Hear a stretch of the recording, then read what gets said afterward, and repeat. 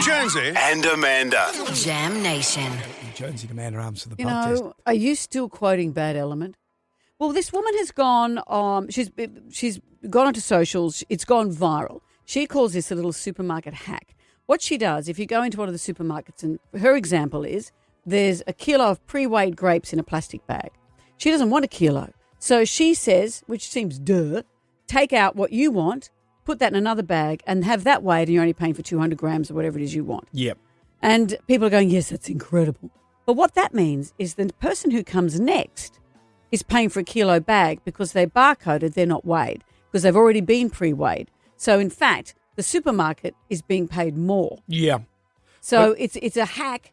It's a hack. But I can't. But that's not fair on the next person. Of course. And if Johnny unaware, just by his name alone, is not aware that the grapes are a bit lighter, but you could sit there and scan each individual grape if you wanted. Of course you can. No one's stopping that. And I'd cite the case of when I go to Bunnings and I buy a bunch of stuff. If I get a nut and a bolt, I'm oh, geez, man, I need one of those nuts and bolts. So I get the nut and bolt, and then I pocket that because it's going to take them longer, more staff power. That's your decision. To sort that out. That's the decision you've made. Bunnings is a business that has to keep moving. They don't want to risk them missing out on other sales because their staff are mucking around with a 20-cent part. Having said that, if everyone stole something small and put it in their pocket, where would Bunnings be?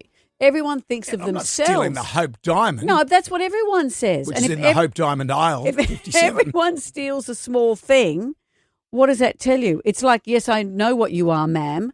What is that joke? Would you have it off with me for $10? No. How about $1 million? Maybe. Well, I know what you are. We're just haggling over the price. It's like that. It doesn't matter what value it is. It's the idea that you would do it. We're at odds here. Okay. It's unlike us. Sneaky supermarket rorts. Do they pass the pub test? It doesn't pass the pub test because they weigh those grapes regardless of how much you take in or out. I used to work for Woolies, so I know for a fact because I was cash register girl. You know, due to the cost of living crisis and all that, you know, like small little rorts are okay. But as they say, it's only a rort if you're not involved. No, it doesn't pass the pub test. You should actually pay for what you're looking to buy. Yes, it does pass the pub test. I mean, when you buy grapes, it doesn't matter if you've taken any out because when you go to the checkout, your purchase is done by weight. I do think it passes the pub test. The supermarkets take enough of everyone else, so it's about time they get something back. Dig it to the man. Passes the pub test, but in turn, the lady with the grapes, you still only pay for what's in there. You scan the bag to tell them what the product is, and you only pay for what's in the bag. No, it doesn't.